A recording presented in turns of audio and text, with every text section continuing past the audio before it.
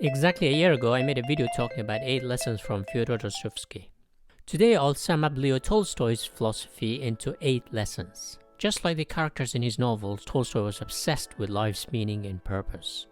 In today's world, our struggle is not against the natural elements as much as against other people. So Tolstoy focused his creative energy on how we navigate society. If Dostoevsky was a psychologist, Tolstoy was a sociologist or social psychologist. Leo Tolstoy, born in 1828 into a wealthy aristocratic family, grew up to pursue women, wine, and gambling. After years of hedonistic pleasures, he joined the army to fight in the Crimean War of 1850s. He then traveled around Europe and wrote some novels and married an 18-year-old woman. After meeting Victor Hugo in Paris, he was inspired to write a big novel. War and Peace, considered the greatest novel of all time, was followed by his other masterpiece, Anna Karenina. Now he was the greatest Russian novelist. But in 1880s, Tolstoy renounced his novels for spreading immorality, called for a ban on sex, confessed his religious belief, and gave away his wealth. He founded schools for the peasants and started wearing peasant clothes. He even became a shoemaker. Later, he criticized organized religion by advocating a type of Christian anarchy and was swiftly expelled from the Russian Orthodox Church. Tolstoy became a pacifist, which influenced Mahatma Gandhi. In 1910, he escaped his wife. While on the run, he caught cold and died at a train station. He had 13 children and 14 novels and many short stories. Today, Tolstoy stands alongside Shakespeare, Dante, Dickens, and Dostoevsky. So what can we learn from him? Let's begin. Lesson 1. Heaven and hell are other people. For Tolstoy, society is the source of our miseries but also our profoundest happiness. In all his novels, Tolstoy tried to understand an individual's place among groups, i.e. family, society, or nation. Whether you are poor or rich, we all struggle with our family, church, society, or country. In War and Peace, Tolstoy chronicles the lives of 5 families before, during, and after Napoleon's invasion of Russia in 1812, and how social and historical events sweep individuals and change their lives forever. For Tolstoy, Napoleon, despite his power, was at the mercy of social events beyond his control, as we are at the mercy of groups, our family, neighborhood, city, and country, and today the whole world. Tolstoy's characters in War and Peace find their families a source of their misery as well as joy. The novel is full of scenes of incredible joy, be it in camaraderie among soldiers, friendship among people, and relationships among partners. Society causes us immense pain, but also provides us with pleasure by comforting, nourishing, and supporting us. But Tolstoy says society is made up of individuals, just as human body is made up of cells. In other words, each individual contributes to the social and historical events, just as a drop of water adds to the ocean. In other words, each individual soldier makes a difference in major wars. So society and groups, despite causing many ills, are also the source of immense joy in our lives. And each individual is responsible for such misery and joy. Lesson 2. Embrace imperfection. After society, our own beliefs are our worst enemy. Quote, "It was evident that he had long been convinced that it was impossible for him to make a mistake, that in his perception whatever he did was right, not because it harmonized with any idea of right or wrong, because he did it." Tolstoy's novel Anna Karenina is about a married woman who abandons her husband and child for a handsome officer. Initially, it's society, her circle of friends and family that punishes her transgression, but she can fight them off. Then, once she attains her goal of having the officer to herself, she starts worrying about losing him, which leads her to extreme jealousy and paranoia that lead her to suicide.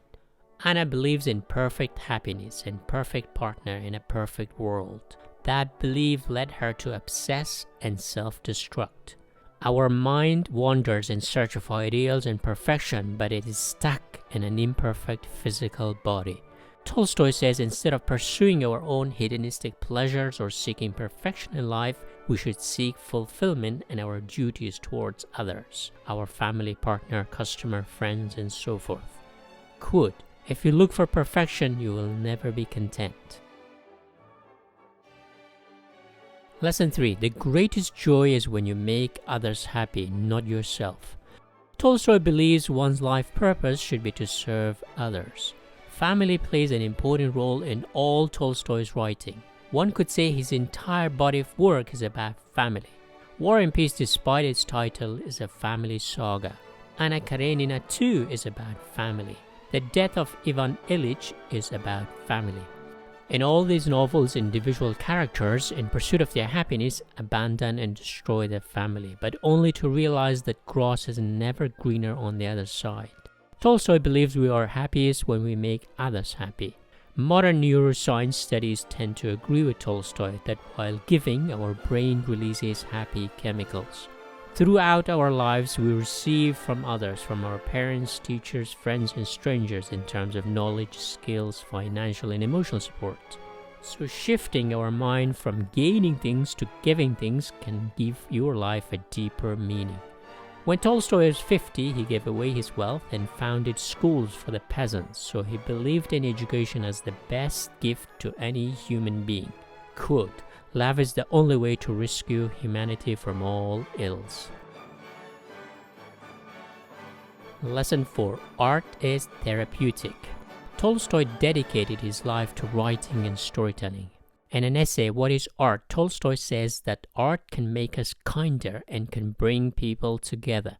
Quote, "Universal art, by uniting the most different people in one common feeling, by destroying separation, will educate people to union, will show them not by reason but by life itself the joy of universal union reaching beyond the bounds set by life." His novels have been the source of immense pleasure for millions of people over the decades and centuries. For Tolstoy, science cannot replace art because they offer different things. Science brings physical comfort for us through medicine and technology, but art gives us emotional and psychological nourishment through stories. We need both, just like children need both parents to grow up in a healthy environment. Science is a product of reason that provides us with security and provisioning, and art is the product of emotions and passion that offers us meaning and purpose. It is through stories that we learn our deepest values in life. So art penetrates where science cannot reach to steer our feelings, to inspire us to be greater than our own selves. Lesson 5. Death gives life a meaning. In The Death of Ivan Ilyich, Tolstoy tells a story of a successful man of high society who suddenly falls ill and faces an imminent death. He is terrified and asks why a good man like him should suffer such terrible pain. The fear of death is like a terrifying shadow in the family, but his servant, Gerasim, is the only one who is not afraid of death. With the help of Gerasim, Ivan realizes that his life's goal has always been run by selfish pursuit. Gerasim, however, lives an authentic life characterized by compassion. At the end, Ivan wishes to die soon to release his family of the burden of putting up with him. Ivan is no longer afraid of death, and that's when death itself disappears, because death is nothing but fear. The novel is partly Epicurean, who said that since we don't know death, we have nothing to fear, and partly Buddhist, that the more we achieve in life, the harder it is to part with our worldly possessions. Tolstoy suggests the purpose of death is to make us bigger than our selfish pursuits. Death is there to teach us compassion. Lesson 6. We all have our contradictions. Tolstoy says it's a mistake to equate every individual as right or wrong, good or evil, because we all have our flaws and strengths. Quote, "One of the most widespread superstition is that every man has his own special, definite qualities. That a man is kind, cruel, wise, stupid, energetic, apathetic, etc. Men are not like that. Men are like rivers. The water is the same in each and alike in all. But every river is narrow here, is more rapid there, here slower, there broader, now clear, now cold, now dull, now warm. It is the same with men. Every man carries in himself the germs of every human quality, and sometimes one manifests itself, sometimes another, and the man often becomes unlike himself, while still remaining the same man. Tolstoy's characters are not villains or heroes, but ordinary humans who struggle to find their paths in life, and in the process make mistakes, amend those mistakes, contradict themselves, and face the consequences, often tragic.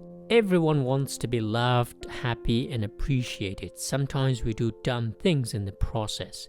The ability to be good is often a privilege in terms of means and application we have at our disposal.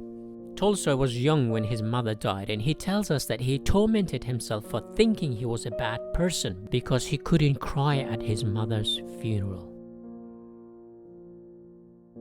Lesson 7. It's better to be good than great.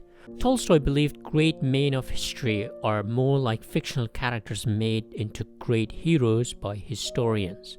Reading about them creates a feeling of envy, so we try to emulate them.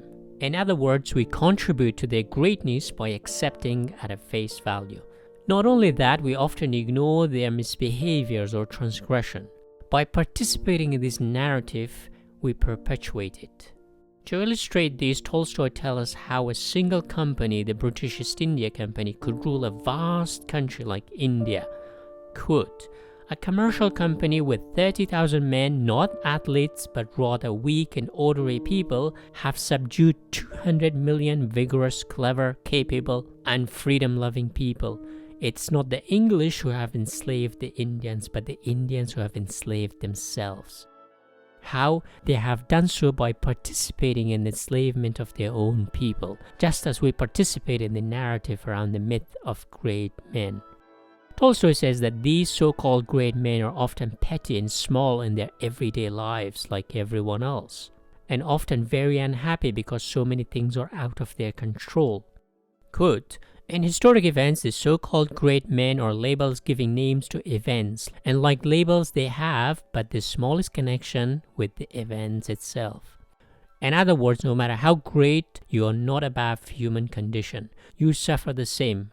For Tolstoy, great or not great depends on how you treat others.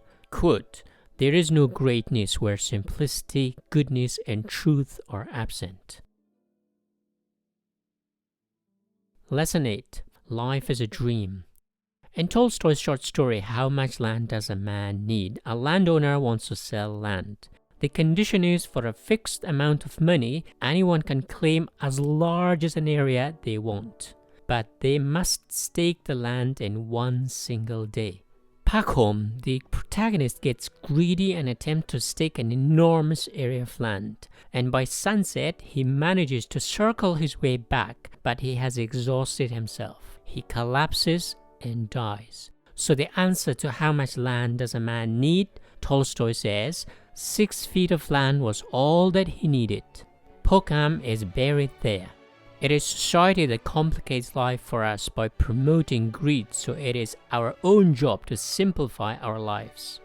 Tolstoy struggled in his own life, especially with sex.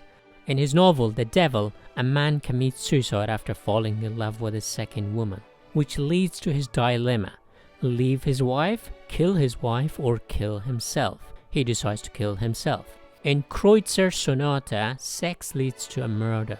For most men, sex is their biggest demon. Tolstoy at one point advocated sex should be banned and even humanity should be eradicated.